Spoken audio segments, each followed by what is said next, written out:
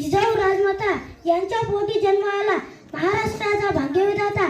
सर्वांना माझा नमस्कार। माझे नाव सर्वेश रुपाली विनोद जाधव आहे। आज 12 जानेवारी राजमाता जिजाऊ या शूर पराक्रमी व आदर्श माता होत्या।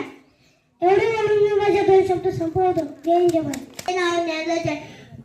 आज 12 जानेवारी राजमाता जिजाऊ यांची जयंती साजरी करत आहे।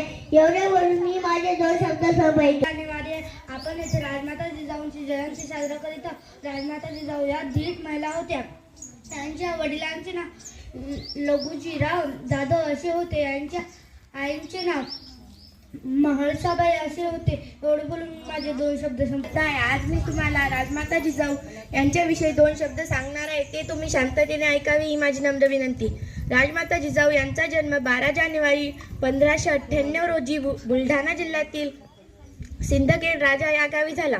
त्यांच्या वडिलांचे नाव लखुजीराव जाधव असे होते। त्यांच्या आईचे नाव महाळसाबाई होते। म्हणूनच छत्रपती शिवाजी महाराजांचा इतिहास जर समजून घ्यायचा असेल तर आधी जिजामाता समजून घ्याव्या लागतील। धन्यवाद।